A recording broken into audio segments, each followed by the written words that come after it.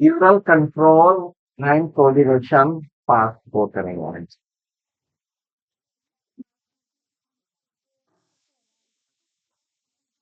Central nervous system, central nervous system में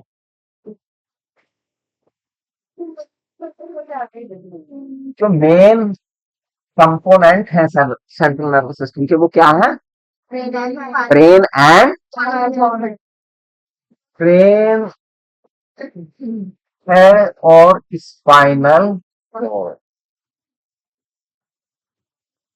brain को क्या कहते हैं? और हाँ, थोड़ा सा प्रोनाउंसिएशन की वजह से कल एक स्पेलिंग में ओ जो आती है, ओ नहीं आया उसमें। एनसीफेलम, एनसीफेलोन,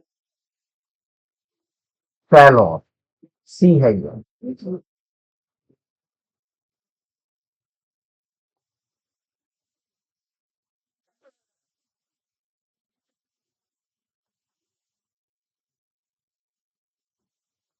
इसका प्रोनाउंसिएशन जो है, अगर अंग्रेजों की इसमें देखे तो एनसीफेलोन करते हैं, तो उससे स्पेलिंग में थोड़ा सा ये रहा एनसीफेलोन।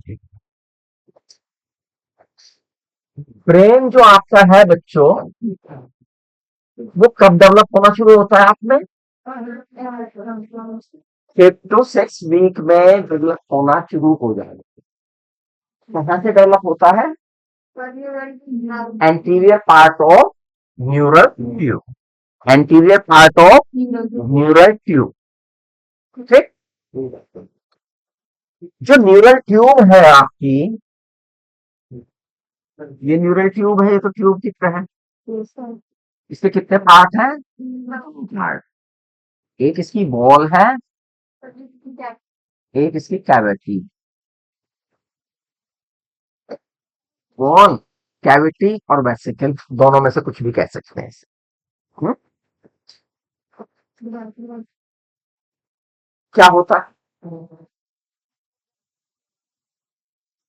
क्या होता है? कंस्ट्रिक्शन होते हैं, उभार बनते हैं। क्या बनते हैं? बेसिकली कितने उभार प्राइमरी लेवल पे बनते हैं? 3। कौन कौन से? प्रोजेंसिफेलॉन,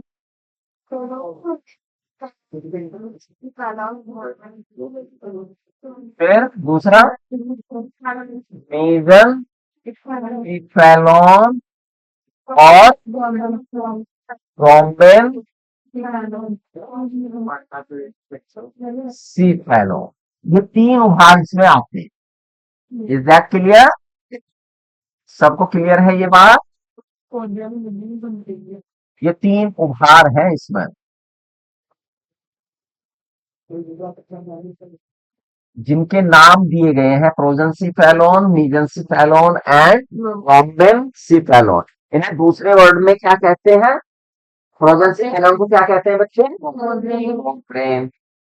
मीजेंसिफेलॉन को क्या कहते हैं? Mid brain. और रोम्बेनसिफेलॉन को क्या कहते हैं? And brain. यानी ये फोर ब्रेन है, फोर ब्रेन, ये मिड ब्रेन और ये हैंड ब्रेन। ठीक। फोर ब्रेन जो प्रोजेंसिफेलॉन है, ये क्या होता है फर्दर?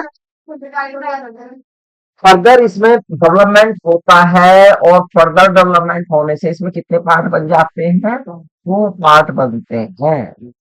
कितने पार्ट बनते हैं? ये देखो, ये वाला हिस्सा, ये जो प्रोजेंसिफेलॉन है, ये यहां तक बना है। एक लेटरल कंस्ट्रक्शन आया है इसमें, एक फर्दर कंस्ट्रक्शन ये आ गया है ना, ये वाला हिस्सा। आप चुप रहेंगे बच्चे, जिससे मैं पूछूंगा केवल वो बोलेगा।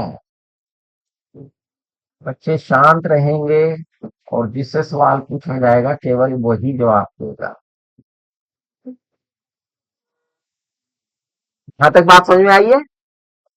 ये कौन है? प्रोजेंसिफेलॉन। ये further develop, this and this. यही तो बटे। ये जो ऊपर वाला हिस्सा है,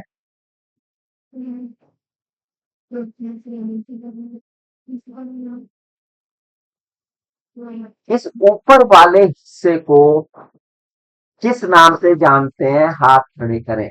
कितने बच्चों को ये बात पता है? ये ऊपर वाला हिस्सा किस नाम से जाना जाता है? ये किस में डेवलप होगा वो अलग सवाल है। प्रश्न ये है कि किस नाम से जाना जाता है। 1 2 3 4 5 6, 6 बच्चों को ये याद है। इसका मतलब 6 बच्चों ने घर पे जाके रिवाइज किया है। साफ हो गए बच्चे। बाकी ने क्या कहते हैं इसे? टेलेंसिफेलोन। क्या कहते हैं इसे? टीलेंसिफेलोन। ये क्या है बच्चे? टीलेंसिफेलोन।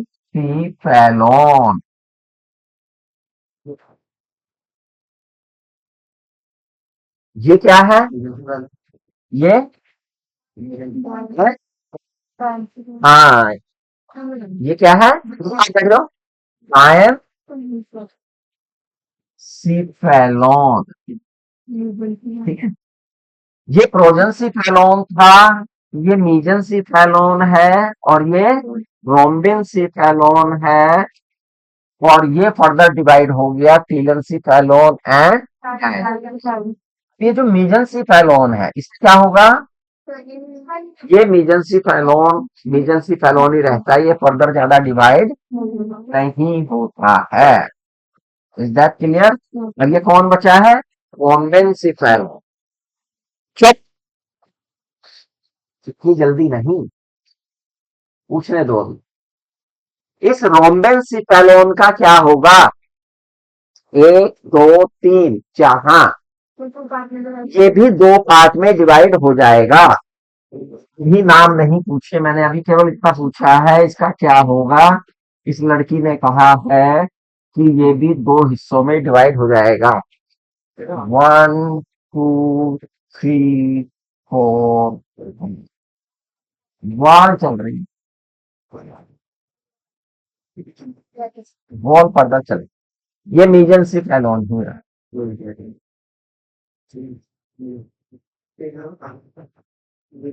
ये 2 हिस्से बट गया। ये इन 2 हिस्सों के नाम किसे किसे पता है? 1 2 3, हाँ, मेटासिफेलोन ऊपर वाला, नीचे वाला? ऊपर वाला मेटासिफेलोन, वेरी गुड। नीचे वाला माइलिन सी,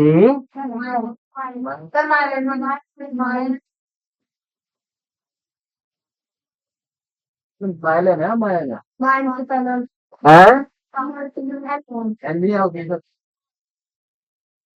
होना चाहिए माइलिन सी। तो ओ आना चाहिए बीच में प्रोनाउंसिएशन के हिसाब से। तो माइलिन सी फेलोन, माइलिन शी वाला मेडुला, माइलिन सी फेलोन है, ऐसे नाम आया है इसका। बैठ जाओ। अब अगला प्रश्न आया, ये जो टीलेंसिफेलोन है बच्चों, टीलेंसिफेलोन ये किसमें डेवलप होता है? किसमें? ये कैसे हो गया जो है? सेरिब्रम में। किसमें होता है? सेरिब्रम में।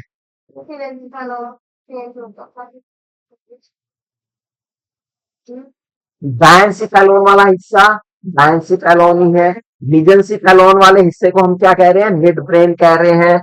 ये मेटासिफेलोन, ये किस किस में डिवाइड होगा? हाँ,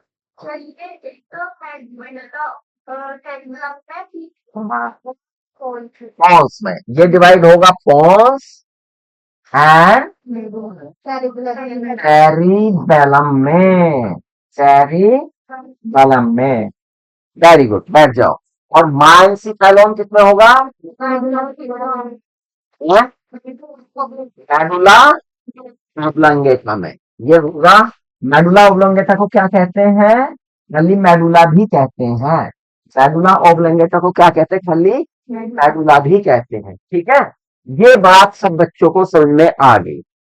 ये सारा का सारा जो डेवलपमेंट हुआ है, जो ये न्यूरल ट्यूब थी, क्या थी ये? न्यूरल ट्यूब थी। इसकी बॉल से डेवलप हुआ है। किससे डेवलप हुआ है? इसकी दीवार से डेवलप हुआ है बच्चों। ये किससे डेवलप हुआ है? दीवार से। इस दीवार में कौन है? गैंग्लिया है दीवार में। हाँ,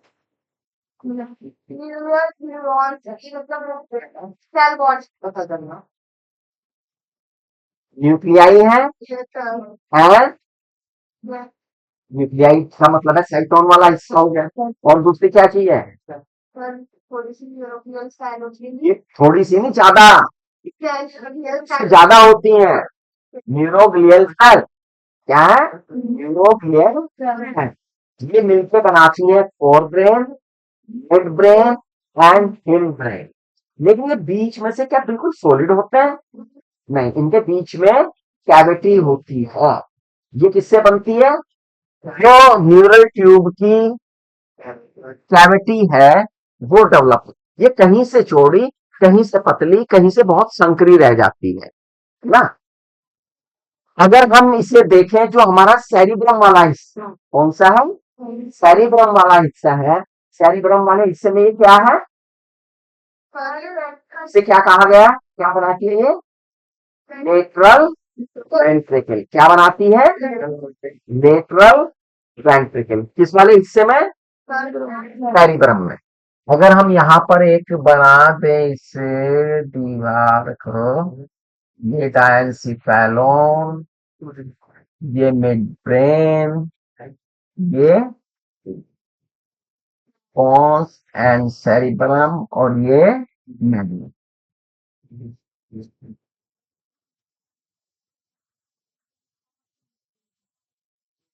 तो भैया ये कैविटी होगी इसके अंदर। ये क्या है? इन्हें हम क्या कहते हैं? Lateral ventricle. लेफ्ट और राइट वो है ये left ventricle, right lateral ventricle. ठीक है। और फिर उसके बाद यहाँ पर एक कैविटी है। ये कौन सा हिस्सा है? डायंसिफेलोन। क्या है? डायंसिफेलोन का जो कैविटी है उसे किस नाम से जानते हैं? हाँ, ठीक है। इसे डायोसिल भी कहते हैं।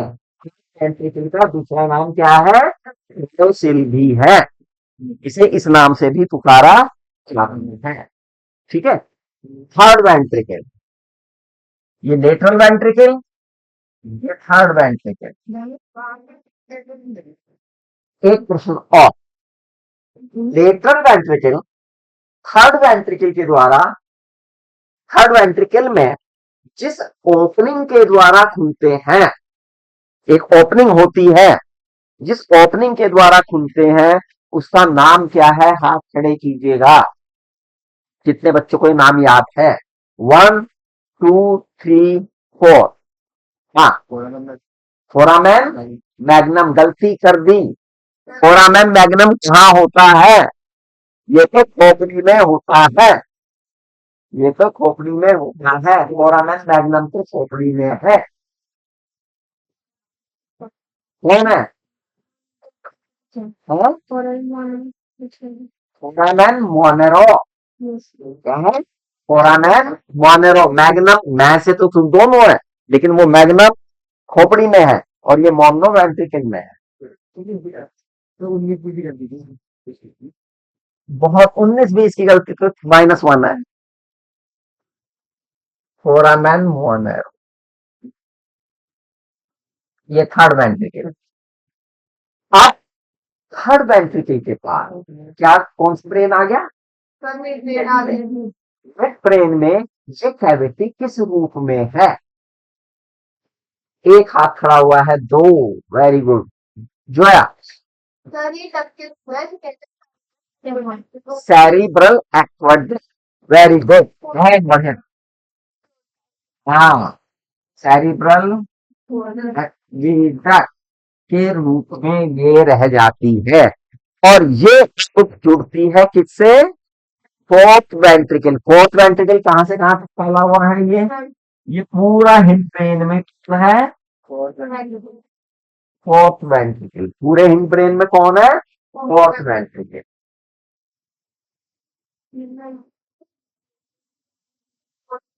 सब बच्चों को क्लियर हुई है भाई? कंफ्यूजन अगर किसी को था तो वो दूर हो गया। ये आपके ब्रेन का डेवलपमेंट है। इस बच्ची ने कहा लगभग 5th वीक से, एम्ब्रियो के 5th वीक से ब्रेन का डेवलपमेंट शुरू होता है और किस एज तक पूरा हो जाता है? Up to 5 year. Up to 5 year. सबसे तेज ग्रोथ कब होती है? 2nd ईयर में सबसे तेज ग्रोथ पीरियड में होती है। चलिए, बच्चे में बहुत जिज्ञासाएं, प्रश्न उसके दिमाग में होते हैं, है ना?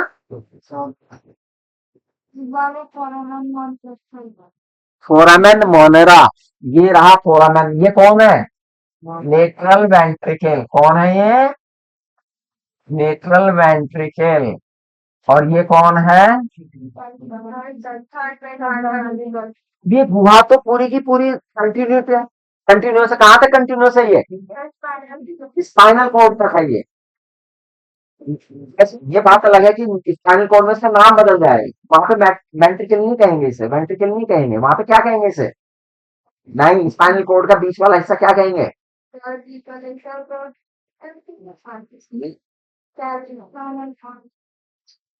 और क्या कहेंगे? जिससे बच्चे को याद है, स्पाइनल कॉर्ड की ये बना रही है स्ट्रक्चर, इसे क्या कहते हैं? फोरामेन मैग्नम है ये।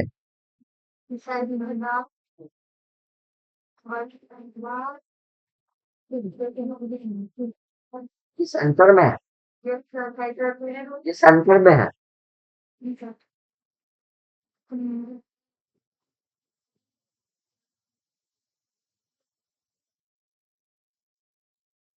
ये सेंटर ट्यूब है ना? सेंटर में है ये, बिल्कुल ट्यूब की तरह है पूरी की पूरी। तट में तो आई है वो, छिद्र तो आई है ना, पर छोटे रूप में तो आई है वो। वैसे तो क्या है, पूरी की पूरी ट्यूब है, नली है, केंद्रीय नाल है ना? हाँ। चलिए, अब ब्रेन का ये वाला हिस्सा क्या है? ये सेरिब्रम। क्या है बच्चों? सेरिब्रम है। अगर हम सेरिब्रम की बात करें, एक रफ सा डायग्राम देखते हैं।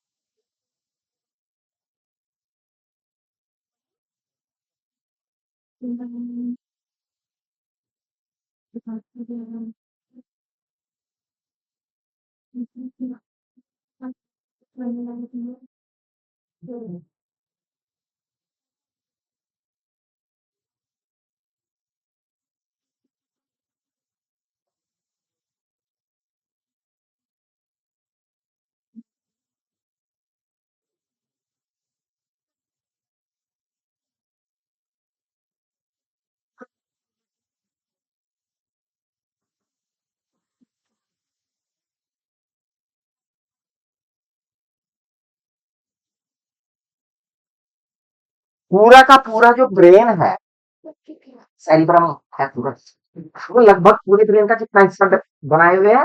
80% पूरा। तो बाहर से देखने पर लगभग अधिकांश हिस्से को घेरे हुए कौन दिखाई देता है? सेरिब्रम। सेरिब्रम की जो बाहर सतह है वो एक जैसी दिखाई नहीं देती, समतल दिखाई नहीं देती, बल्कि क्या है उसमें? कुछ उभार है और कुछ डिप्रेशन है। इन उभारों को क्या कहते हैं? जो उभार है इन्हें कहते हैं कायरी, और जो डिप्रेशन है उन्हें सल्काई। और जो सल्काई और ज्यादा गहरे हो जाते हैं उन्हें हम क्या कहते हैं? फीसर बन जाते हैं। तो क्या बन जाते हैं? फीसर बन जाते हैं। क्या बन जाते हैं बच्चों? फीसर बन जाते हैं। तीन मुख्य फीसर, तीन मुख्य फीसर, ध्यान से सुनिए। तीन मुख्य फीसर, पहले तो तीन मुख्य फीचर के बाद एक और बात कर लेते हैं। जो हमारा सेरिब्रम है, क्या है, वो पूरा का पूरा एक जैसा नहीं, बल्कि क्या है उसमें, वो एक सेंट्रल फीचर के द्वारा कितने भागों में बटा हुआ है, वो हेमिस्फीयर में बटा हुआ है। कितने, left hemisphere and left cerebral hemisphere and right cerebral hemisphere से देखें तो बच्चों को इस तरह से, ये बहुत है ना, ये दिखता है बारीक, ये फीचर बारीक, इसके तो पीछे है, क्योंकि यहाँ फ्रंट से तो एक ही दिखाई देगा, वो जो फीचर है सेंट्रल फीचर, ये तो बीच में पीछे आएगा कहीं जाके, लेकिन अगर यहाँ से देखें तो ऐसा दिखाई देगा। ठीक है, और यहाँ पर तीन मुख्य फीचर हैं जो सेरिब्रम को कितने मुख्य लोब में बांट देते हैं, चार मुख्य लोबों में बांटते हैं। कौन कौन से लोब हैं वो, ये है फ्रंटल लोब, जो बिल्कुल सामने है, जिस बोन के नीचे है, बॉन पड़ी थी ना क्रेनियल बॉन, कौन कौन सी पड़ी थी क्रेनियल बॉन, बताओ जरा, फ्रंटल, पैराइटल, टेम्पोरल, ऑक्सीपिटल, अच्छा, ethmoid and sphenoid, ethmoid and sphenoid. हाँ, ये दो अंदर है ना, ये अंदर है, बाहर से तितली, इसमें से कौन सी तितली की तरह की है,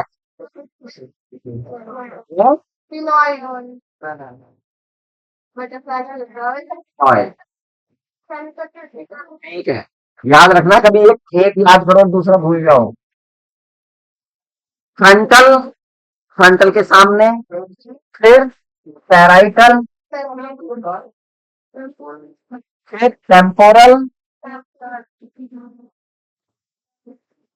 एंड देन ऑक्सीपिटल।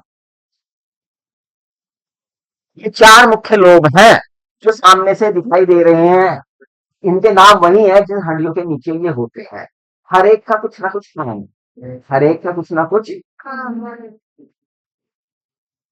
फ्रंटल के काम अलग है, पैराइटल के काम अलग है, ऑक्सीपिटल के अलग है, और टेम्पोरल के। जो फ्रंटल लोब है, कौन सा है, सामने दिखाई देता है मस्तिष्क का एरिया, इसमें कई एरिया, कई क्षेत्र में बटा हुआ है, फ्रंटल लोब कई क्षेत्र में बटा हुआ है। फ्रंटल लोब कौन कौन से क्षेत्र है भैया, ये फ्रंटल में हमने क्या बताया था, पीएमबीए, पीएमबीए के नाम याद रखिए, पी बोले तो प्री मोटर, ये फ्रंटल जो एरिया है इसका प्री मोटर जो क्षेत्र है, प्री मोटर एरिया जो है, वो क्या करता है बच्चों, इनवॉलेंट्री मूवमेंट को कंट्रोल एंड कोऑर्डिनेट करता है, इनवॉलेंट्री मूवमेंट को, मूवमेंट को कंट्रोल एंड कोऑर्डिनेट करता है। हम बोले तो मोटर, ये क्या करता है, वॉलेंट्री मूवमेंट है जो उन्हें कोऑर्डिनेट करता है। बी, प्रो पास एरिया, ये क्या करता है भैया, वोकल कॉर्ड के स्पीच के लिए जो अब हम बोल रहे हैं, वोकल कॉर्ड मूवमेंट कर रहा है, वोकल कॉर्ड के मूवमेंट कैसे मूवमेंट कराना है इसे, हाँ बोलने में जब तुम छोटे होते हो तो तुम्हें सिखाया जाता है, बेटा ये आ है, ये वन है, ये ए है, ये बी है, तो आपका ये वाला हिस्सा आपके पीछे करवाता है। क्या बोल रहा है, क्या बोला, लेकिन बच्चे की माता जी उसे बहुत कुछ सिखा देती है, मामा बोल, पापा बोल, काका बोल, ऐसे वर्ड लिखता है, पहले वो एक शब्द माँ बोलकर, ना पहले क्या बोलता है बच्चा, क्योंकि इजी पीरियड वो सुना है, फिर माँ के साथ दो बार करता है, वो दो बार मुंह हिलाता है, माँ माँ, दो बार मुंह हिलाता है वो, ठीक है। दूसरे बच्चे को सिखाते भी ऐसे, पानी को पानी नहीं सिखाते, कहते मम बोल। अभी आज लगता है कि ये छोटा छोटा बोल लेगा, फिर वो बच्चा अपने मूवमेंट को करता है, मम मम मम मम करता है। तो ये कैसे हो रहा है? ये भैया ब्रेन, मैंने कहा ना ब्रेन डेवलप हो रहा है, ब्रेन डेवलप हो रहा है, ब्रेन में वो हिस्सा डेवलप हो रहा है।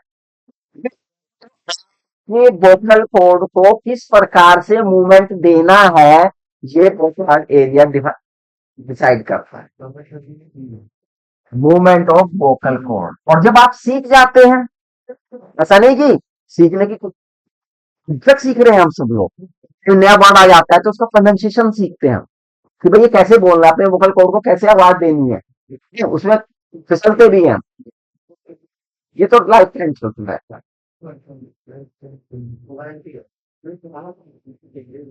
Of vocal cord. इसके बाद चौथा क्या है बच्चों? एसोसिएट। यहाँ पे कौन कर रहा है? मैं या जो बात करेगा उससे सवाल पूछूंगा। तुम्हें छूट जब तक दी है जब तक पहुंच बैठे हो, बोलोगे तो फिर बताना पड़ेगा क्या है। एसोसिएट एरिया किस काम के लिए है? हाँ, ये जितना भी मूवमेंट है उसके कोऑर्डिनेशन के लिए है, इंटरप्रिटेशन ऑफ इंफॉर्मेशन। कोई भी सूचना आपको मिलती है उसकी व्याख्या करने के लिए ये एरिया जो है हेल्प करते हैं, कंट्रोल करते हैं, प्रोसेसिंग करते हैं, ठीक है। कौन? Interpretation of information and coordination of movements. चलिए फ्रंटल एरिया का काम हो गया, ये एरिया ने अपना काम बखूबी कर दिया। इस हिस्से में चोट लग जाए, डैमेज हो जाए तो यही चीजें प्रभावित होंगी, है ना? यही चीजें प्रभावित होंगी। तो आता है कौन सा? पैराइटल। पैराइटल, पैराइटल जो आपका लोब है, पैराइटल लोब, ये किस काम के लिए है भैया? जीएस, गस्टेशन, गस्टेशन एंड ऐसे सोमैटो स्टैटिक। गस्टेशन क्या करता है? गस्टेशन टेस्ट, गैस्ट्रो से है टेस्ट। और सोमेटोस्टैटिक क्या करता है बच्चों? हाँ, हाँ, जैसा पेन है, टच है, टेम्परेचर है, इस तरह के जो सेंसेशन है उन्हें रिएक्ट कर, इस तरह के सेंसेशन पे क्या करता है? रिएक्ट करता है, पेन पे है।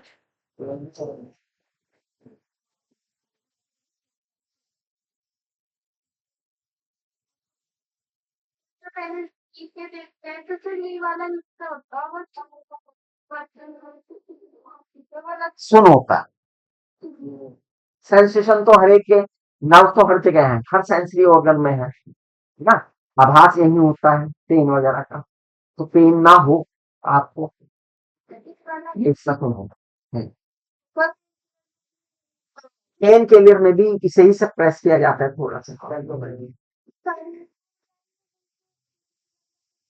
क्या? पेन किलर में अफीम होती है, पेन किलर में क्या होती है? अफीम होती है मेनली, ठीक है। वो प्रेस करती है, आपकी सेंसेशन को कम करती है, थोड़ी सी अफीम होती है, ज्यादा नहीं होती, एक लिमिट मात्रा।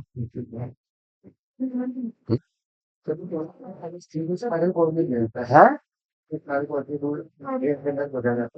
स्पाइनल कॉर्ड के थ्रू ही दिया जाता है, क्योंकि अभी आप पढ़ेंगे ये ब्रेन से निकलने, ये तो एरिया है जो हमारी नर्व्स निकली है, जो गई है ऑर्गन को, वो कहाँ से गई है?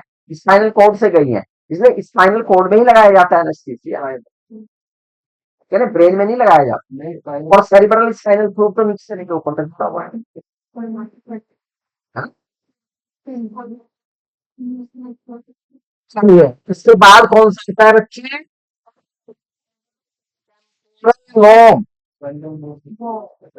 Temporal lobe. टेम्पोरल लोब में क्या है? हैं?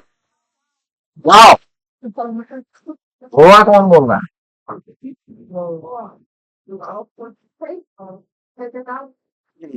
W for area.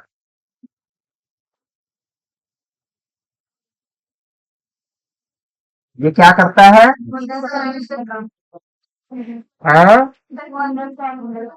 To understand speed. ये एरिया और ये एरिया, ये समझेगा, ये करेगा। ये समझेगा, ये समझेगा स्पीच क्या बोला, का बोला है, खा बोला, गौ बोला, आ बोला, तो उसे करना है, वो मोमेंट होता है। ठीक है ना? फर्क है। किसी ने कोई बात कही है, उस बात का क्या अर्थ है, ये एरिया है ना। ओ से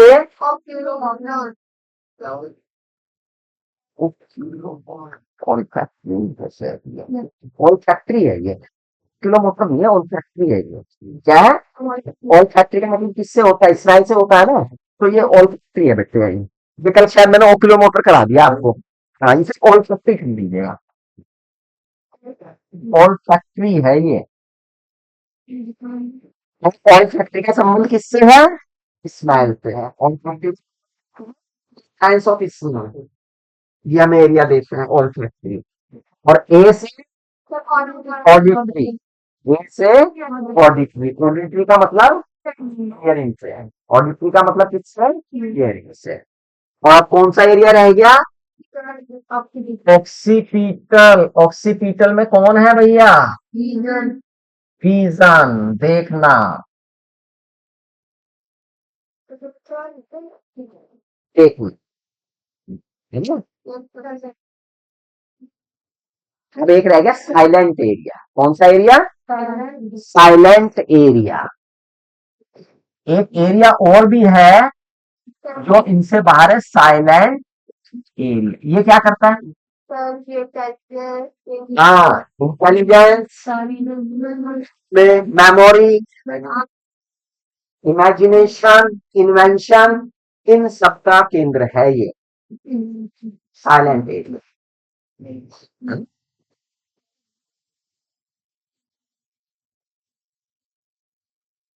अच्छा, एक बात बताओ, ये हमारा जो नर्वस सिस्टम है,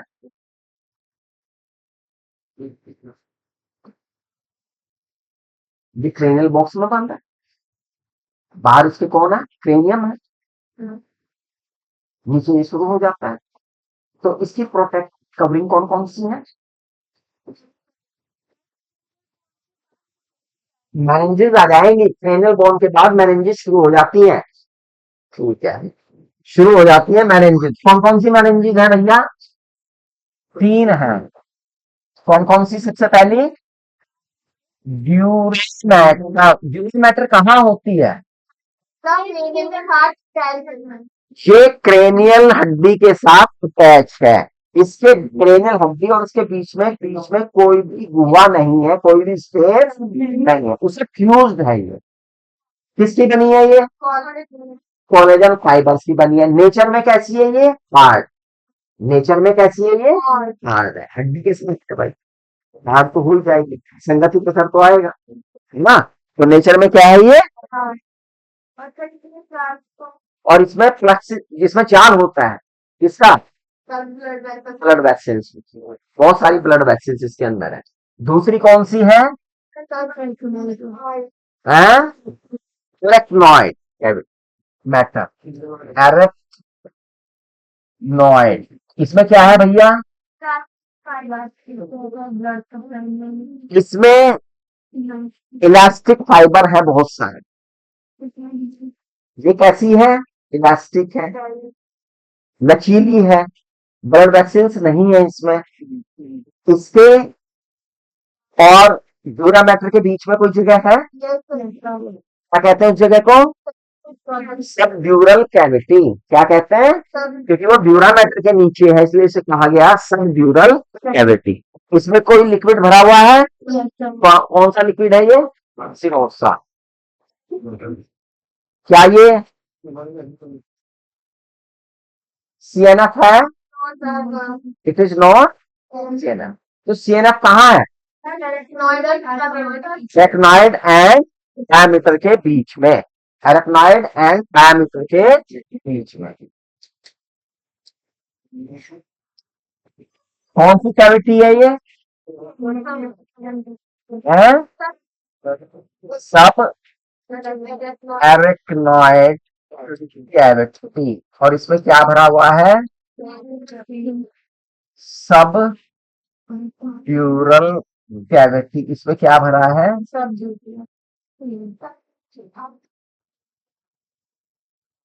ये तीनों के तीनों मिलके ब्रेन को सुरक्षा दे रही हैं, जान कर रहे हैं। ऊपर क्रेजल तो है ही है, लेकिन ये ठीक है। आपके कोर ब्रेन में और कौन सा हिस्सा है? डायंस। कौन है बच्चों? डायंस एलोन को पढ़ने से पहले एक सजाइटल कट देखते हैं। हाँ, सजाइटल कट आपने समझ गया ना? बीच में से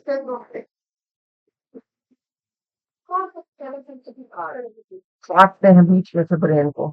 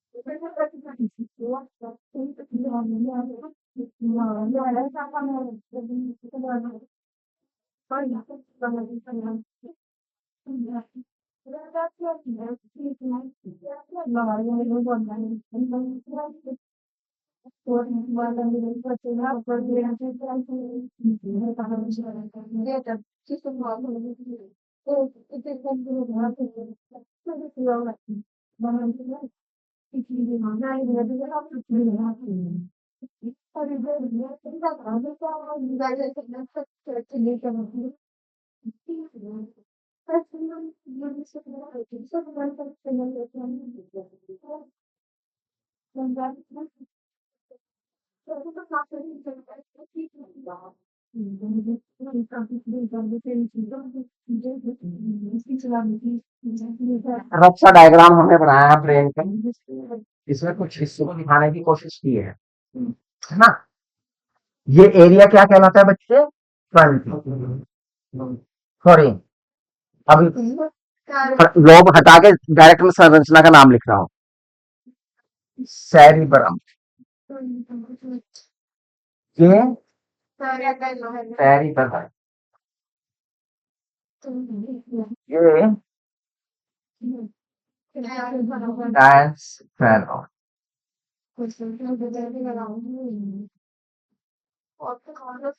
ये जो दिखाई दे रहा है ये है corpus callosum. Corpus callosum.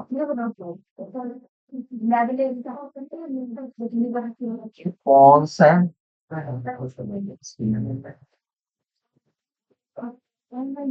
Medulla? ये स्पाइनल कॉर्ड है। get pituitary gland है, ये pineal ग्लैंड है, यहाँ से हल्का सा मिड ब्रेन का वो दिखाई देता है, मिड ब्रेन।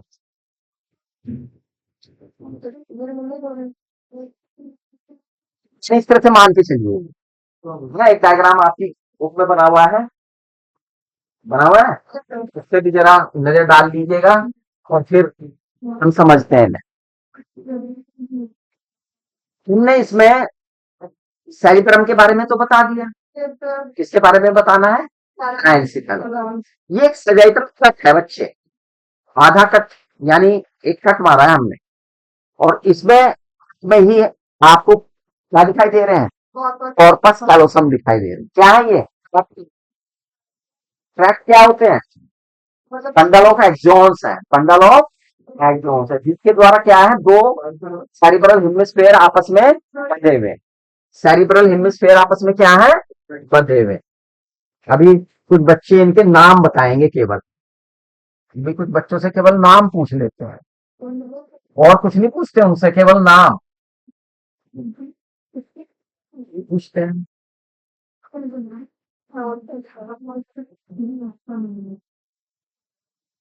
खड़े हो, तिलकदारी।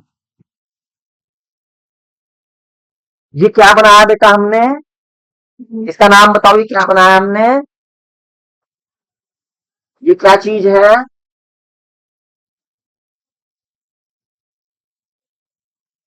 भाई तो बता दे, इसका भी नहीं पता, क्लास में बैठना इतनी देर से, क्या बेटा ये, ब्रेन, ब्रेन क्या है ये, पूरा ब्रेन हमने रखा है, क्या किया, वेरी सजाइटल सेक्शन, हमने उसकी कट मारी है, एक सजाइटल कैप, उसकी हमने काटिंग है। बैठ रहो आप, ध्यान से सुन रहे हैं, इसका मतलब कुछ तो, क्या है ये, ब्रेन का सेक्शन है एक, ना, जिसमें उसके विभिन्न पार्ट दिखाए गए। बैठो, इन पार्ट में जो सबसे फैला हुआ क्षेत्र है वो कौन है, जो सबसे ज्यादा फैला हुआ है, फोर ब्रेन। फोर ब्रेन में क्या नाम, इसका नाम बताओ, फोर ब्रेन के दो हिस्से हैं, उनमें से कौन सा हिस्सा है ये, फोर ब्रेन के दो हिस्से पता है कौन कौन से हैं, हाँ, एक पता है, सही बना। तो आपने बताया कि भाई ये फोर ब्रेन का हिस्सा फैला हुआ है, तो कौन सा है ये फैला हुआ है, सेरिब्रम। बैठो, सेरिब्रम नहीं, बैठो, तो ये सेरिब्रम नहीं है, क्या है, फैला हुआ इसका सेरिब्रम, इसके बारे में हम जानते हैं। अगर हम डायंसी कॉलोन को देखना चाहते हैं, तो डायंसी कॉलोन को देखने के लिए हमें उसे इंफीरियर ही देखना पड़ेगा, सुपीरियर तो दिखाई देगा, इंफीरियर साइड से हमें दिखाई देगा कौन, डायंस। ये किससे बना है, हाँ? ये किससे बना है, किससे बना है ये, डायंसी कॉलोन किससे बना है, नहीं, प्रोजेंसी कॉलोन से बना, फिलेंसी कॉलोन से कैसे बन जाएगा, है ना, जो किससे बना है, प्रोजेंसी कॉलोन से डेवलप हुआ है। अब छोटी सी संरचना है, और इसमें देखने पर हमें तीन क्षेत्र दिखाई देते हैं, ध्यान से सुनना है बात, इस हमारी डायंसी फैलन के तीन क्षेत्र हमें दिखाई देते हैं।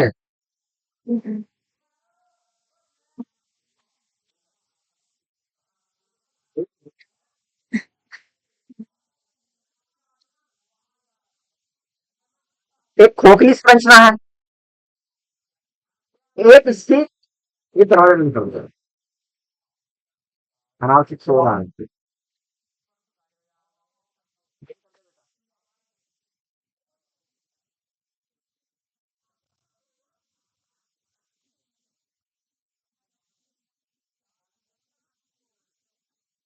एक इसकी रूफ है, एक इसका फर्श है, और साइड की दीवार है। ठीक है, ये बात मान के चले, एक संरचना है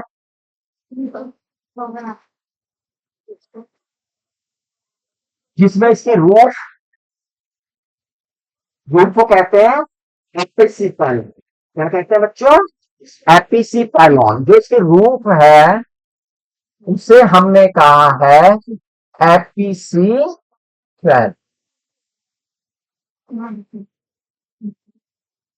एक इसका फर्श है, और क्या कहा है हमने इसे?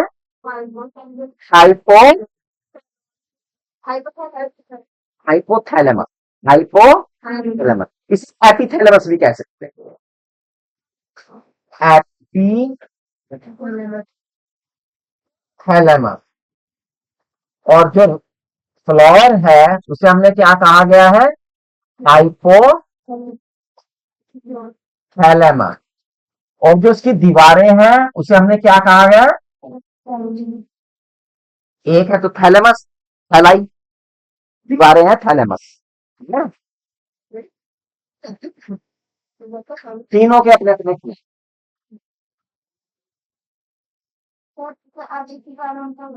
थैलेमस से, एपिथैलेमस ही याद रखो, उससे याद रहेगी पूरी थैलेमस चाहिए तो तीनों नाम थैलेमस से दिए गए, एपिथैलेमस, हाइपोथैलेमस एंड थैलेमस। तीनों पैंसीथैलेम को ही हिस्से हैं, बस अलग अलग नाम दिया गया है। इसे फर्श कहा गया है, इसे छत कहा गया है, इसे दीवार कहा गया है। तो यहाँ पर भी जो फर्श है वो क्या है? हाइपोथैलेमस। जो छत है एपिथैलेमस, जो दीवारें हैं थैलेमस। तीनों के अलग अलग काम। जो हमारा एपिथैलेमस है, ऊपरी पार्ट है, इससे एक एंडोक्राइन ग्लैंड लगी हुई। क्या नाम है उस एंडोक्राइन का? No, pineal. दो ग्लैंड है एंसिफेलन से लगी हुई, एक पीनियल बॉडी और एक पिट्यूटरी। दोनों पी से हैं। पीनियल किससे है? एपिथैलेमस से। ठीक है, ये एपिथैलेमस से है। और पिट्यूटरी किससे है? हाइपोथैलेमस से। वो यहां, ठीक है ना। पीनियल ग्लैंड के बारे में या पिट्यूटरी ग्लैंड के बारे में डिटेल तो आप इससे अगले लेसन में पढ़ने वाले हैं जब आप केमिकल कंट्रोल एंड कोऑर्डिनेशन को पढ़ेंगे। लेकिन एक पीनियल बॉडी है, इसे बायोलॉजिकल क्लॉक कहते हैं। मेलेटोनिन एंड सेरोटोनिन नाम के हार्मोन से स्पीच करती है। ये हार्मोन जो है डिपेंड करते हैं कि सूर्य का प्रकाश है या नहीं है, उसी आधार पर ये कम या ज्यादा होते हैं। हमारी बायोलॉजिकल क्लॉक भी यही ग्लैंड होती है कि सुबह हो गई उठ जाओ, ये सब जितने काम है इसी ग्लैंड के द्वारा कंट्रोल होते हैं, हार्मोन्स के द्वारा। ये आप लेटर पढ़ेंगे, अगले लेसन में पढ़ेंगे। ठीक है, तो पता है इसका कौन सा हाइपोथैलेमस क्या है? हाइपोथैलेमस बच्चों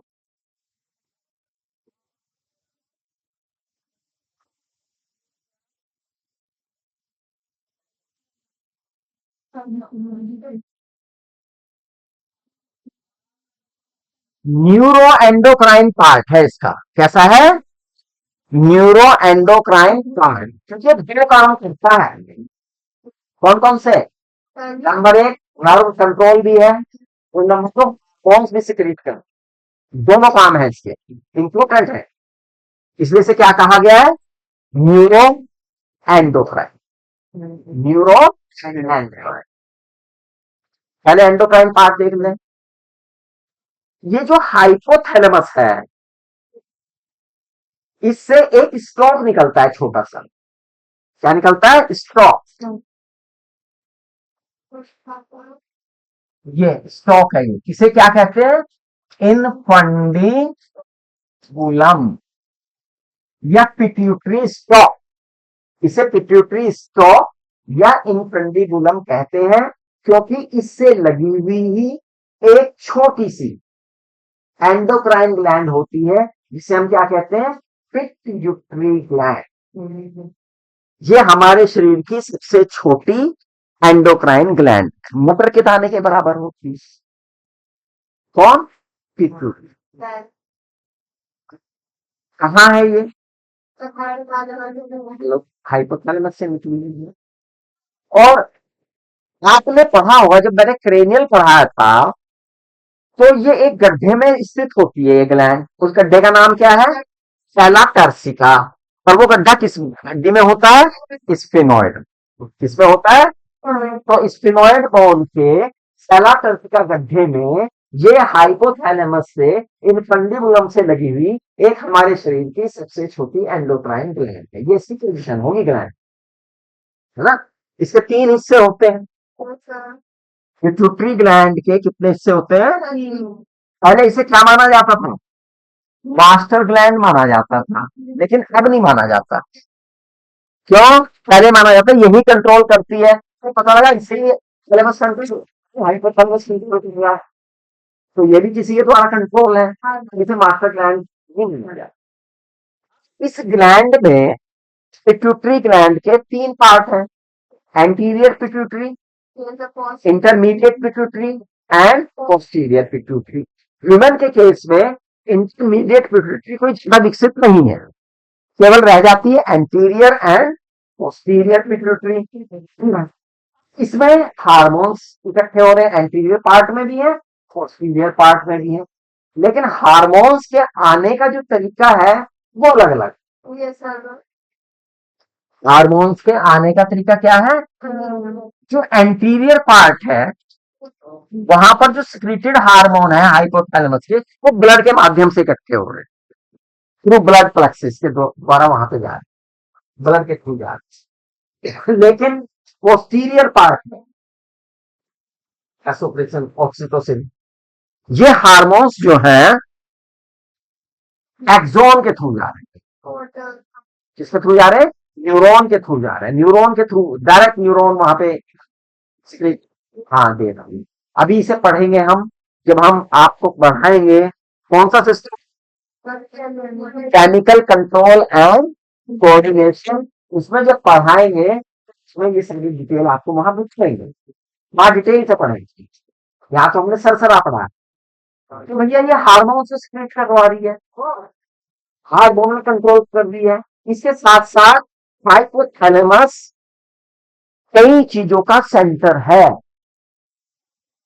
भूख, प्यास, भूख, प्यास, टेम्परेचर, ऑस्मो रेगुलेशन, स्टैटिस्टी यानी पेट भर गया बस, संतुष्टि, खाना खा रहे, खाना खाते खाते एक स्थिति ऐसी आती है कि आप संतुष्ट हो जाते हैं, वो सेंटर भी यही है हाइपोथैलेमस की, है ना? तो इन सब का नियंत्रण एंड नियमन हाइपोथैलेमस के द्वारा होता है, ठीक है? हाइपोथैलेमस और ब्रेन के साथ कुछ इमोशनल कंट्रोलिंग भी कर, लेकिन फोर ब्रेन के साथ मिल, सेरिब्रम के साथ मिलके।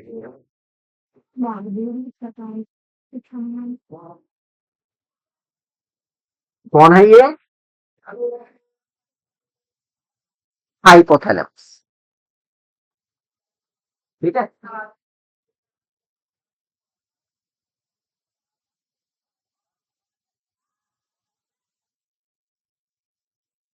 एनसीईआरटी में एक शायद चीज और दे रखी है, इंग्लिश में एनसीईआरटी है जिसके अपने सेरिब्रम के लास्ट में देखना कुछ दिया है कि इसमें अलग से दे रखा है क्या? सेरिब्रम, सेरिब्रम वाला यहाँ पर आता है फोर ब्रेन से, है? हाँ, लिम्बिक सिस्टम दे रखा है ना इसमें, लिम्बिक सिस्टम दिया है, या लिम्बिक लोब या लिम्बिक सिस्टम। क्या है भाई लिम्बिक लोब या लिम्बिक सिस्टम? जो हमारा कोर ब्रेन है, सेरिब्रम है, उसका जो इंटीरियर पार्ट, वो और उसके साथ हिप्पोकैम्पस, एमिग्डाला जैसे इंटीरियर पार्ट ऑफ हाइपोथैलेमस आपस में मिलकर जो इमोशनल बिहेवियर है उसे कंट्रोल कर। इमोशनल बिहेवियर हमारे कई तरह के हो सकते हैं। सेक्सुअल डिजायर को भी ये limbic system he create and controlling का काम करता है। एक्साइटमेंट है जैसे, है ना, और कभी आपको रोना आ रहा है, कभी आप डरे हुए हैं, इस तरह की जो फीलिंग्स आप में इमोशनल फीलिंग्स है, वो सब ये लिम्बिक एरिया के द्वारा ही क्या होती है, कंट्रोल एंड कोऑर्डिनेट होती है। Is that clear? यहां तक बात समझ में आई है? साइंसी फलन किसका पार्ट है बेटा? साइंसी फलन बताओ किसका पार्ट है? जल्दी से खड़े होकर बताते रहो। साइंसी फलन किसका पार्ट है? फोर ब्रेन का। साइंसी फलन किसका पार्ट है? Fore brain. फोर ब्रेन किससे मिलकर बना? जल्दी जल्दी आप रेस्पॉन्स लें। फोर ब्रेन किससे बना? फ्रोजन सी फलन से। बैठ नीचे। फ्रोजन सी फलन के किस पार्ट से सेरिब्रम बना है? जल्दी वो नहीं पता वो बस, नहीं पता तू बता जल्दी से। फलन सी फलन समझो बड़ा। ब्रेन को ट्रेन कर रहा हूँ मैं। ब्रेन को ट्रेनिंग दी जाती है। जिस ब्रेन में असीम क्षमता है, आपके ब्रेन में असीम क्षमता है, उसे एक्टिवेट करने की जिम्मेदारी रहती है। हम कैसे करते हैं? नहीं करते हैं। करते हैं लग रहती है हर टाइम दिमाग में। गेम खेले भाई कोई वैसा जिसमें दिमाग इस्तेमाल हो, अच्छी बात है। लेकिन बेवकूफ बनने वाले गेम मत खेलिए, जिसमें दिमाग वास्तव में इस्तेमाल होता है वो गेम खेलिए। जब आप छोटे होते थे, आप सबसे छोटा गेम जो शुरू में चलता था बच्चे खेलते थे ना,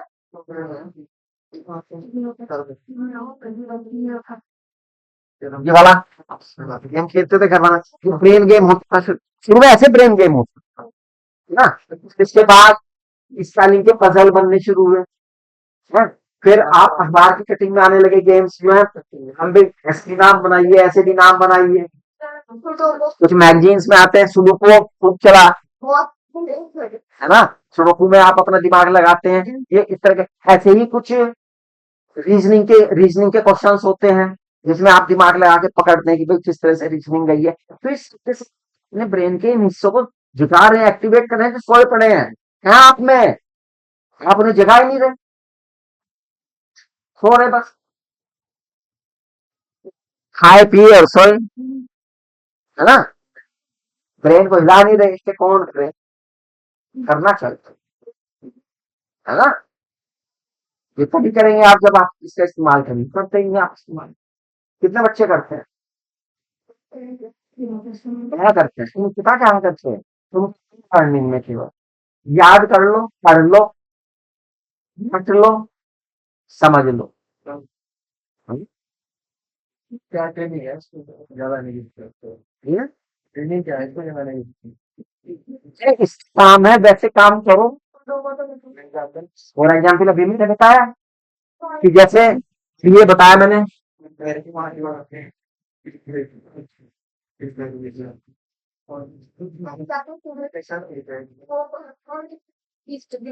मान लीजिए मैंने लिख दिया, समझिए एक वर्ड लिख दिया मैंने ऊपर से नीचे, और एक ऐसा वर्ड डालिए इसके बीच में, ये मतलब एक शब्द वाला लिखा ओ।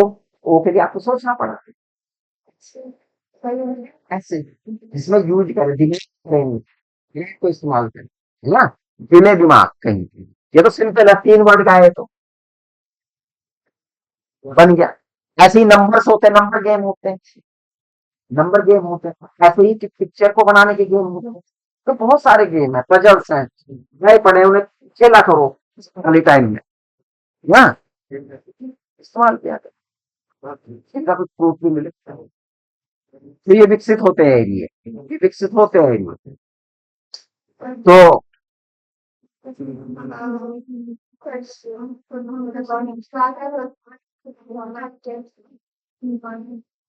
सबसे छोटा कौन है? Mid brain. सबसे छोटा कौन है? Mid brain.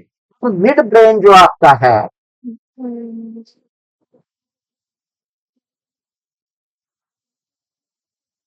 इसमें 2 एरिए हैं। कितने हैं? 2 एरिए। कौन कौन से? Corpora quadrigemina and cerebral peduncle. ये बेस और पेडंकिल यहाँ हो रहा था। पेडंकिल आता है फ्रांस में, फ्लावर होता है, ये पेडंकिल होता है, पेंसिल एंड पेडंकिल होता है, यहाँ पे भी पेडंकिल है। सेरिब्रल पेडंकिल। इसके बीच में एक डक्ट है, कौन? सेरिब्रल।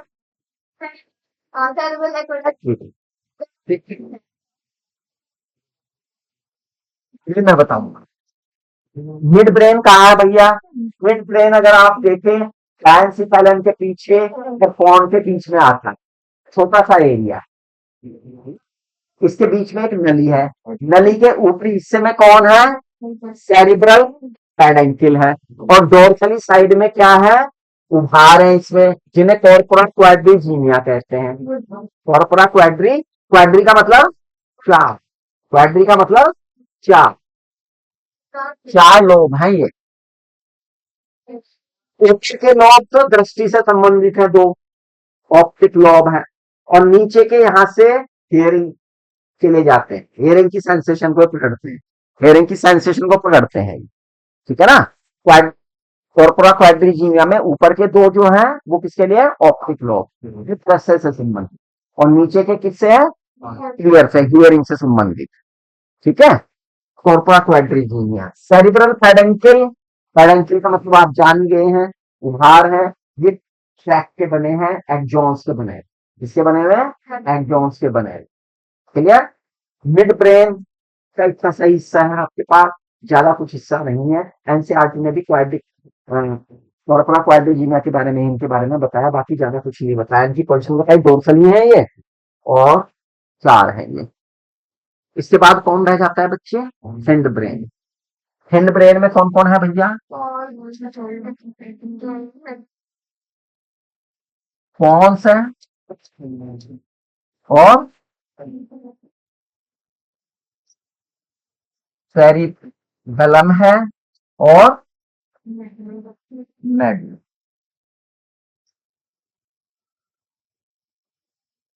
अच्छा, जितना आपका नर्वस सिस्टम है, आपने अभी तक पढ़ा है, इसमें कितने एरिया हैं पता है आपको?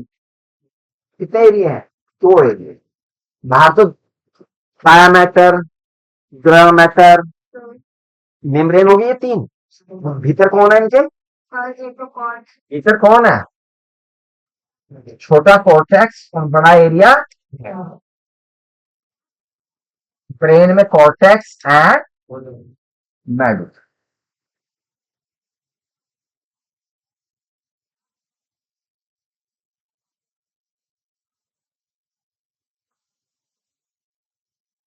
ये मेडुला है बच्चे।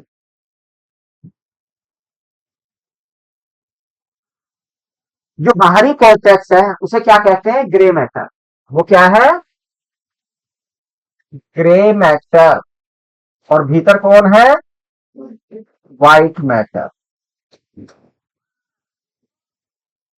हमें TAR चाहिए,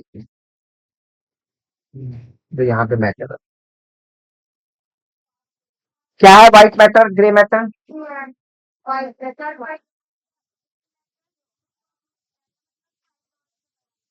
इसमें ये ग्रे रंग का क्यों दिखाई दे रहा है? ये कौन है? मिसल ग्रेन्यूल है। इसमें नंबर ऑफ मिसल्स ग्रेन्यूल है, क्योंकि इसमें सेल बॉडी पड़ी हुई है, न्यूक्लियाई है, और उसके अंदर मिसल्स ग्रेन्यूल है, जिसके कारण ये क्या दिखाई दे रहा है? ग्रे कलर दिखाई दे रहा है, इसलिए से ग्रे मैटर का। और यहाँ पर कौन है? एक्सॉन है, तो व्हाइट को दिखाई दे रहा है, क्योंकि एक्सॉन क्या है? माइलिनेटेड शीट है इनके ऊपर। कैसी शीट है? माइलिनेटेड शीट से है, इसलिए कैसा दिखाई दे रहा है? स्पाइनल कॉर्ड में इसका उल्टा है। कितने बच्चों को बताएगा?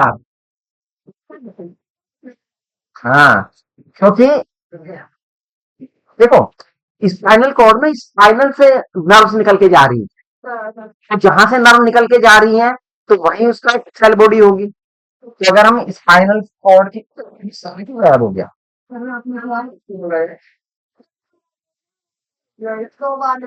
शुरू कर दूं? हल दूं? श्योर।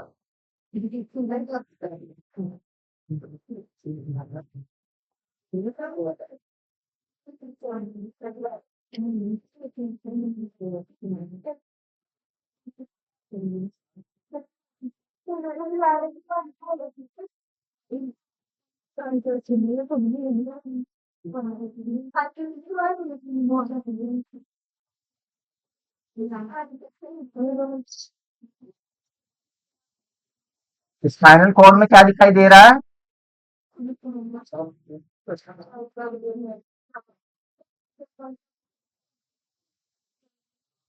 ये ग्रे मैटर है और ये व्हाइट मैटर।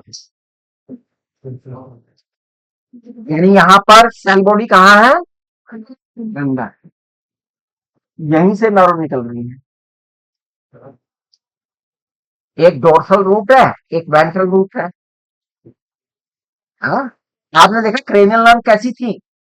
चलो यहीं पे बता देता हूँ इसे थोड़ा सा, जो ध्यान रहेगा, क्योंकि ये जो क्रेनियल नर्व कुछ सेंसरी थी, कुछ मोटर थी और कुछ मिक्स। यहाँ पे सारी की सारी मिक्स है। सारी की सारी क्या है? क्यों? क्योंकि सब में एक सेंसरी गया है डोर्सल साइड से और वेंट्रल साइड से मोटर है। दोनों न्यूरो है इसमें, तो जाके नर्व बन गई, मिक्स बनी। अगर हम इसमें देखें तो ये ग्रे मैटर है बीच में, यहीं से निकली है नर्व, है ना? बाहर क्या है? White matter. ये डोर्सल, ये वेंट्रल, ये सेंट्रल कैनाल, ये हॉर्न है डोर्सल हॉर्न, वेंट्रल हॉर्न, ये वेंट्रल हॉर्न है, ये लेटरल हॉर्न है। 6 हॉर्न होते हैं। और व्हाइट मैटर किसमें होता है? कॉलम्स के रूप में होता है। किसके रूप में होता है? कॉलम्स के रूप में होता है। Dorsal column, ventral column, lateral column, 6 column है इसमें, है ना? Right lateral, left lateral, right dorsal, left dorsal, right ventral, left. ठीक है, इस तरह से 6 हो जाता है। तो समझ में आया ये अंतर? समझ में आए? दो बातें समझ में आई? क्या क्या? हाँ, इसमें ग्रे मैटर बाहर है, व्हाइट मैटर अंदर है। जबकि स्पाइनल कॉर्ड में हमारा उल्टा हो जाता है, ग्रे मैटर उसमें अंदर है और व्हाइट मैटर क्या है? पहला अंतर तो ये देखा आपने। दूसरा क्या देखा? स्पाइनल कॉर्ड से निकलने वाली जो नर्व है वो सारी की सारी क्या है? मिक्स। और जबकि क्रेनियल नर्व मिक्स भी है, कुछ अकेली सेंसरी है, कुछ अकेली मोटर। क्लियर?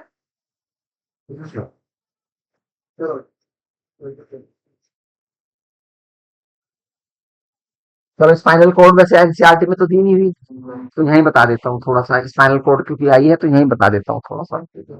स्पाइनल कॉर्ड में एक खास बात और, स्पाइनल कॉर्ड है वर्टिकल कॉलम के अंदर।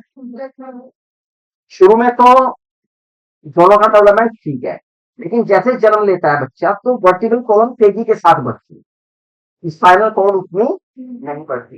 लेकिन स्पाइनल कॉर्ड का एक सिरा उसके अंत से जाके कोडल जो कोफिक्स है वहां तक जाता है। ठीक है, यानी अगर आप देखें तो ये स्पाइनल कॉर्ड का अंदर, ये तो यहाँ बंद हो गए, लेकिन वर्टिब्रल कॉलम जो है बनती है, ये फ्यूज हो जाती है बाद में। कितनी वर्टिब्री है? हाँ, हम लोगों की कितनी हो जाती है एडल्ट में? 26। और स्पाइनल नर्व कितनी है? हाँ, 31 पेयर। कितनी है? 31 पेयर।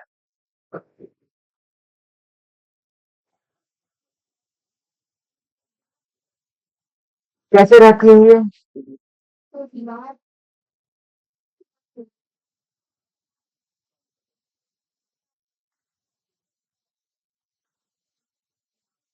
कितनी हो गई?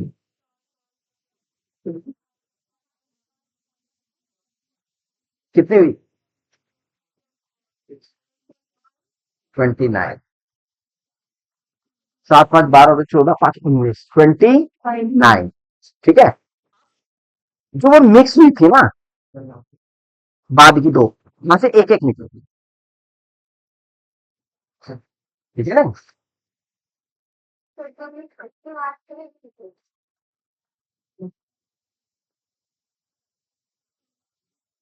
इसलिए 31 है।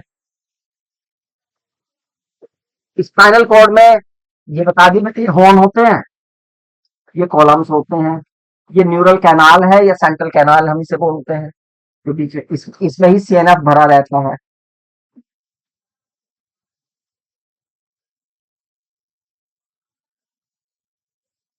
ये वेंट्रल फीसर,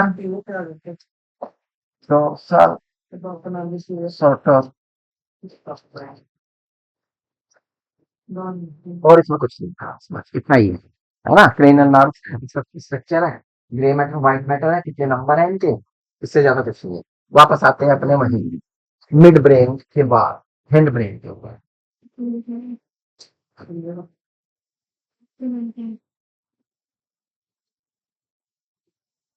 तो भैया हम बात कर रहे थे किसकी? पॉन्स की। किसकी बात कर रहे थे? पॉन्स। पॉन्स बेटा ट्रैक्ट के बने हैं। पॉन्स किसके बने हैं? ट्रैक्ट के। ट्रैक्ट क्या होते हैं? ट्रैक्ट क्या होते हैं? बंडल ऑफ एक्सॉन को ट्रैक्ट कहा जाता है। तो उसी के बने हैं पॉन्स। और क्या पोजीशन है पॉन्स की? पॉन्स जो है लगभग 2.5 से 2.7 सेंटीमीटर तक की लंबे होते हैं।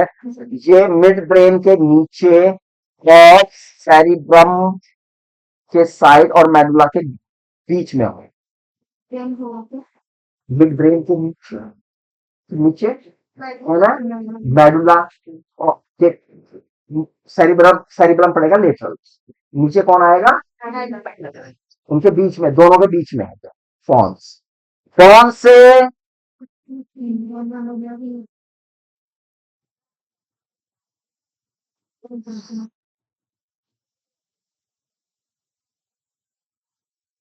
फोन में क्या है? हाँ, वेरी गुड, देखा, बहुत बढ़िया। आपने जब रेस्पिरेशन पढ़ा था तब हमने बताया था इसमें कि पॉन्स के भीतर क्या है? हैं? फ्री। न्यू न्यूमोटेक सेंटर कहाँ है? मेडुला में। प्री कहाँ है? पॉन्स में। पी से प्री, पी से पॉन्स। हाँ, है ना? ऐसे याद किया था ना, इसलिए याद है बच्चे। पी से प्री और पी से पॉन्स, वहीं पर है ये। तो रेस्पिरेशन का जो रेट है उसमें हेल्प कर रहा है ये। रेस्पिरेशन की आपने दर देखी थी जब हमने पढ़ाया था, कंट्रोलिंग कराया था, इन सेंटर्स की हमने भूमिका बनाई थी। वो सेंटर कहाँ है आपके? पॉन्स। वो सेंटर कहाँ है? पॉन्स में। उसके नीचे कौन है? मेडुला। मेडुला में बहुत सारे रिफ्लेक्स सेंटर है। मेडुला में बहुत सारे क्या है? Reflex centre. मेडुला में बहुत सारे क्या है बच्चे? Reflex centre. और मेडुला ही अंत में जाके किसके साथ जुड़ा है? स्पाइनल कॉर्ड से। लेकिन साइड में एक और जो सेरिब्रम के बाद दूसरी ब्रेन की आपसे सबसे बड़ी संरचना है, वो स्थित होती है, जिसे हम क्या कहते हैं? सेरिबैलम। क्या कहते हैं बच्चों? सेरिबैलम। सेरिबैलम का एक दूसरा नाम भी है, क्या है बताओ?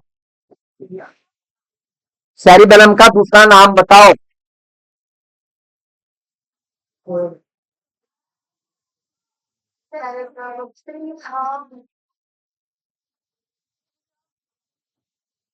सेरिबैलम का दूसरा नाम बताओ।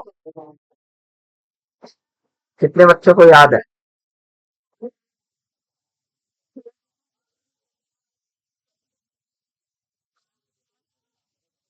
हैं? टेलेंसिफेलम तो बेटा सेरिबैलम का है। सेरिबैलम का कुछ है?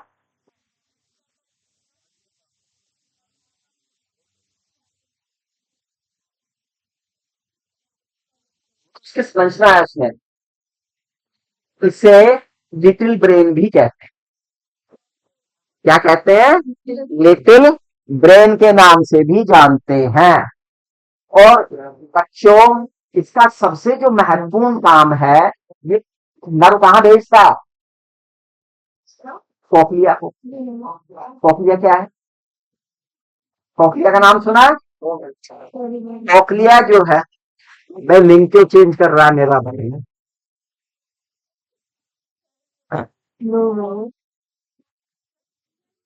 ईयर में है। हाँ, ईयर में है। हाँ, ईयर में है। ईयर में है। आजकल भैया ये चल भी बहुत रहा है। आज अखबार में पढ़ थे, एक नौसैनिक है, उसने अपना जेंडर चेंज किया होगा, मुझे नौकरी से निकाल दिया होगा, उनको दवा ठोक दिया, और जेंडर चेंज करने का सिस्टम चल रहा है आजकल, बहुत चल रहा है। ऊपर वाले पे विश्वास नहीं कर रहे कि कैसे पैदा किया उसने, अपने पे विश्वास करते हैं। चलो खैर छोड़िए, वो सेकंड मैटर हो जाएगा। हाँ, फिलहाल हम यहाँ पे सारी बहन बच्चों, सारी बहन जो है ईयर को हमारे भेज रहे हैं। चल, कान का सबसे प्रमुख काम बताओ क्या है? कान का काम क्या है? मुख्य काम, कान का सबसे मुख्य काम क्या है? एक काम बताओ। हेयरिंग है? नो। कान का सबसे प्रमुख काम है बैलेंसिंग। सुन लो ये ध्यान से, बैलेंस करना, शरीर का संतुलन बनाए रखना। इतना बड़ा शरीर लिए खड़े हो, सीधा खड़ा रहे, संतुलन बना रहे, और इसे कौन कंट्रोल कर रहा है? सेरिबेलम। कौन कंट्रोल कर रहा है? सेरिबेलम। आपने देखा होगा, जब कोई व्यक्ति नशा कर लेता, क्या कर लेता है? नशा कर लेता है, तो फिर वो चौथे गियर में चलता है। आपने देखा होगा, उसका गियर बदल जाता है या चलने का स्टाइल बदल जाता है। तो क्यों होता है उसके साथ? सुस्त हो गया, सुन्न हो गया। अब जो उसके कोऑर्डिनेशन है चलने के मसल्स का, वो नहीं हो रहा, तो उसके कहीं और जाता कहीं है, कहीं है और जाता कहीं है, तो उसके काम किस कारण से? हाँ, सेरिबेलम के सुन्न होने के कारण, सेरिबेलम के सुन्न होने के कारण वो हिस्सा जो है उसका स्ट्रेस हो जाता है, स्लीपी हो जाता है। क्या हो जाता है? स्लीपी। कभी कभी आपने भी देखा होगा कि आप गोल गोल घूमे, तो आपको चक्कर आने लगती है।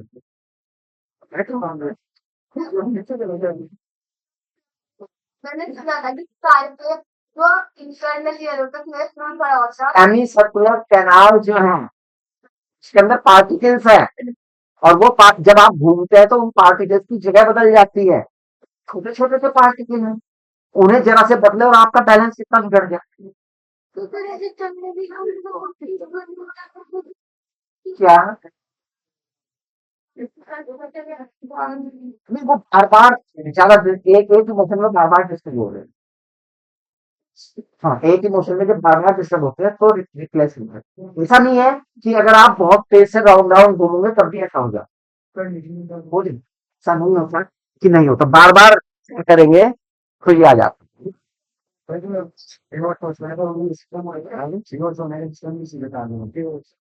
बेहोश होने के तो कई, बेहोश होने के कई कारण हैं। बेहोश कई कारणों से, बेहोश कोई एक कारण, शरीर में कोई चीज कम हो जाए तो आप बेहोश हो जाते हैं, कोई सख्त में पड़ जाए तो आप बेहोश हो जाते हैं, ये ज्यादा डिस्टर्ब हो जाए अंदर से तो आप बेहोश हो जाते हैं। बेहोश होने के बहुत से कारण हैं। कोई हार्मोन ज्यादा रिलीज हो या आप बेहोश हो जाए, डरते देखा होगा कि लोग डरते ही बेहोश हो जाते हैं, कुछ भी है सामने एक चीज देखिए उससे बेहोश, तो बेहोश होने के बहुत से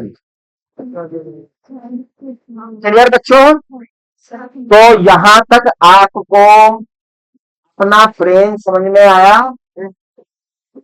हाँ? आपका ब्रेन बहुत सुरक्षित है, बहुत इंपॉर्टेंट है, इसे सुरक्षित रखना जरूरी है। इसे सुरक्षा देने के लिए आपको कई तरह के प्रोटेक्शन चाहिए। कौन कौन से प्रोटेक्शन चाहिए बताओ जरा? शॉकिंग एब्नॉर्मल चाहिए,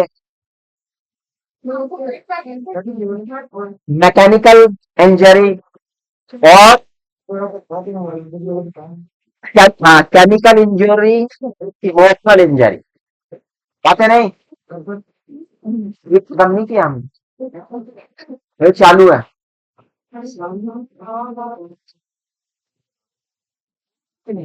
किस्मत होगा, अभी जारी है काम हमारा। कौन सा फोरामैन मोहरा हमने बताया था। अच्छा, फोरामैन मोनेरा बता दे इसे।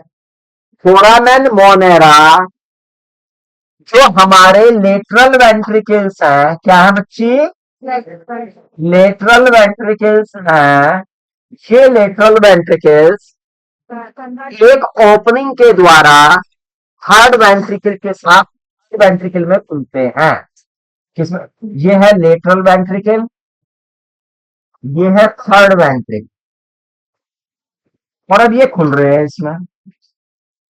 तो ये जो ओपनिंग है, ये इसे हमने क्या नाम दिया है? Foramen Monera. अच्छा बता, फोरामेन मैग्नम क्या है? फोरामेन मैग्ना बता क्या है? मैडुला ऑब्लेंगेटा क्या था? Foramen magnum. फोरामेन मैग्नम कहाँ है? स्पाइनल कॉर्ड में है। वहां से तो स्पाइनल कॉर्ड निकली है, ये एक ओपनिंग है। कहाँ पे? कौन जो है उसके बीच में एक छिद्र है, जिसमें से ब्रेन के अंदर से स्पाइनल कॉर्ड निकलती है। उसे हम क्या कहते हैं? Foramen magnum. हाँ, क्या था वो? हाँ, ओवेलिस, हॉर्समैन ओवेलिस। क्या था वो? फोरामेन ओवेलिस था वो।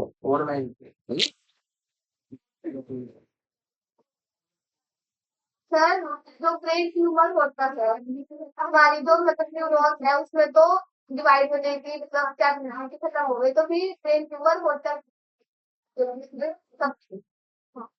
नॉर्मल डिवाइड होने की कैपेसिटी खत्म हुई है, एबनॉर्मल नहीं हुई है। मतलब वो एबनॉर्मल तो कभी भी हो जाए, ठीक है। और मेरे को और प्रेशर पहुंच गया।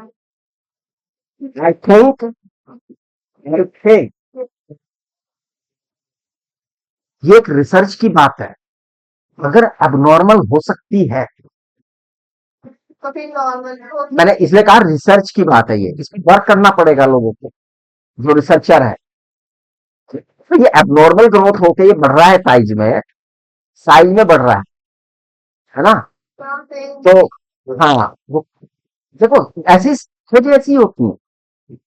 यही क्लू, यहीं से क्लू निकाले जाते हैं, ऐसी चीजों से ही क्लू निकल के आते हैं बाहर, है ना? कि भाई अगर कोई ग्रोथ हो रही है इस तरह से, तो नॉर्मल क्यों नहीं? ट्यूमर बन के हो रही है। ट्यूमर में भी तो बन रहा है, कैंसर हो रहा है, आउट ग्रोथ हो रही है, तो कहीं ना कुछ चेंज तो आ रहा है। तो चेंज तो हो सकता है। तो वो चेंज किस कंडीशंस में हुआ है? वो कंडीशन अगर आर्टिफिशियली वो कंट्रोल वे में करे पैदा, कि हम चेंज कर सकते हैं। बिल्कुल,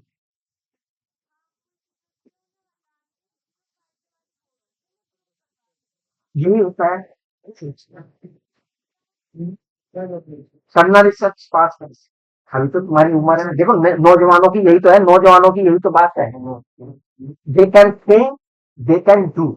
उनके पास ऊर्जा है, समय है, दिशा है, ये दिशा में वो काम कर सकते हो। आपको सब कुछ मिल भी सकते नहीं भी सकते। सफलता मिले ना मिले वो अदर के, लेकिन कर्म जरूर होना चाहिए। जो कर्म करता है सफलता उसे ही मिलती है, बिना कर्म करने वाले को तो सफलता नहीं मिलती। वो तो भाग्य के भरोसे रहता है। किसके भरोसे रहता है? भाग्य के भरोसे। तो हमने इस लेसन में क्या क्या पढ़ा बच्चों? इस लेसन में हमने पढ़ा सेंट्रल नर्वस सिस्टम, और सेंट्रल नर्वस सिस्टम में हमने पढ़ा क्या? ब्रेन। क्या पढ़ा? ब्रेन। पहले यहाँ पर सेंसरी ऑर्गन्स भी होते थे, सर आई डोंट आईज का स्ट्रक्चर था आपके पास, नोज का था, ईयर का था, उनकी पूरी की पूरी क्रिया विधि थी। अब वो नए सिलेबस में वो आपके पाठ्यक्रम में नहीं रहे। तो जिनके पास पुरानी बुक है, जिनके पास पुरानी बुक है, तो वो नॉलेज के लिए तो पढ़ लें, लेकिन पाठ्यक्रम के हिसाब से वो चीजें अब हमारे उसमें है। ठीक है बच्चों, तो उसे अवॉइड करेंगे।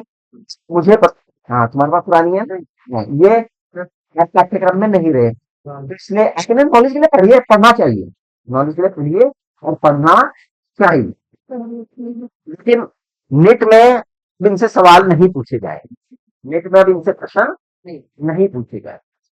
तो नेट में जितना पूछा जाए पूछे, उसके बाद सिलेक्ट हो गए तो आप पढ़ लेंगे, डिटेल में पढ़ लेंगे, है ना।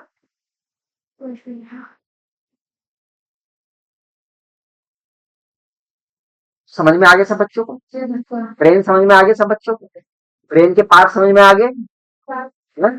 अब मुश्किल को नहीं लगेगा ब्रेन, है क्या लगेगा? ये कुछ लग रहा है, अभी मुश्किल लग रहा है ब्रेन में, बताओ जो कुछ मुश्किल लग रहा है। और क्या लगता है मुश्किल इस लेसन में आपको? लगता है कुछ और मुश्किल? क्या लगता है?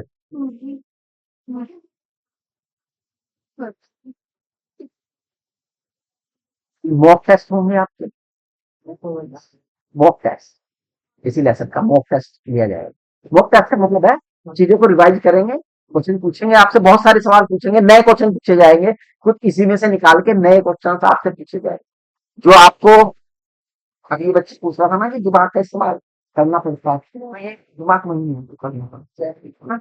कुछ सर हम कैलकुलस कॉर्पस कैलोसम, अगर वो मतलब कि मैंने रिजल्ट में देखा था कि मूवी के वो कम करने के लिए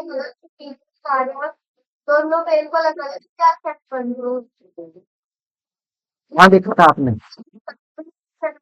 रिसर्च वहां जो भी, वहां मत घुसो, इतना गहरा मत घुसो अभी, है ना।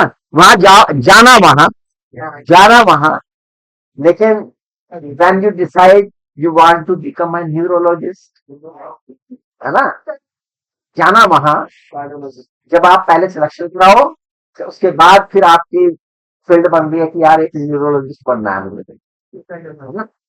उसके बाद फील्ड होती है ना, किसी को पेट का बनना होता है, किसी को न्यूरॉन का बनना होता है, किसी को हार्मोन्स का बनना होता है, किसी को आजकल एंडोक्राइन वालों की बहुत डिमांड है, पोजिशन आने वाली है, हार्मोनल जो है कंट्रोलिंग जो है वो लोगों के बेकार हो रही है, खाना पीना उस तरह का चल रहा है। तो सोचो, पहले सिलेक्शन कराओ, फिजिक्स अपनी मजबूत कर लो, देखो होगा का जिस दिन आपने ठान लिया ना कराना है सिलेक्शन, चाहे कुछ हो जाए, और फिर लग गए उसमें, है ना, तो फिर बच्चे डॉक्टर बनेंगे, कुछ फिर तो असिस्टेंट चाहिए आपको, तो हो सकता है आपके क्लासमेट में से दो चार आपको मिल जाए, मिल जाते हैं, है ना, मिल जाते हैं क्लासमेट में से कि वहाँ किसी हॉस्पिटल में फुलर में या वहां पे अलग अलग लेवल है ना सबका, तो कुछ डॉक्टर के उसमें जाते हैं, कुछ नर्सेज बनते हैं, कुछ एनएम वगैरह की पोस्ट रहती है, गार्ड बॉय भी होते हैं, है ना, न्यूट्रिशन की जरूरत पड़ती है, वो होते हैं, कुछ फिजियोथेरेपिस्ट होते हैं, अलग अलग ब्रांचेस हैं, अलग अलग क्षेत्र हैं, जैसी जिसकी योग्यता और क्षमता होती है और मेहनत होती है, वो उस हिसाब से उसे पा लेता है, और जिसकी मेहनत और क्षमता और योग्यता में कहीं कमी रहती है तो थोड़ा पीछे, तो भरना सब चाहिए। आप तो केवल नेट अगर कर रहे हैं तो नेट के सिलसिला के फॉर्म, नेट से संबंधित कंपटीशन के जो फॉर्म है वो भी भरते रहने चाहिए, पहले बुक पे, ठीक है, और भी निकलते जिसमें बायोलॉजिकल एजेस की, तो उनमें भी जाइएगा, ऐसा नहीं है कि वो अच्छे नहीं है भाई, एमबीबीएस है, यहीं से बीएमएस भी है, यहीं से बीएचएमएस भी है, यहीं से बीयूएमएस भी है, यहीं से आपका नर्सिंग वाले भी इसी में से जाते हैं, यहीं से आपके, हाँ, डाइटिशियन भी यहीं से जाते हैं, सब यहीं से निकलते हैं। तो पूरी फील्ड में हाथ मारिए, कहीं ना कहीं आपको मौका मिलेगा जरूर, है ना। आप मेहनत कर रहे हैं तो उसका फल जरूर मिलेगा, ऐसा नहीं होता कि फल नहीं है। तो कल बहुत अच्छी तरह से याद करके आएंगे बच्चे, और हम इनमें से प्रश्न पूछेंगे आपसे, बहुत सारे प्रश्न पूछेंगे। आपके कोई प्रश्न पूछना है तो पूछो।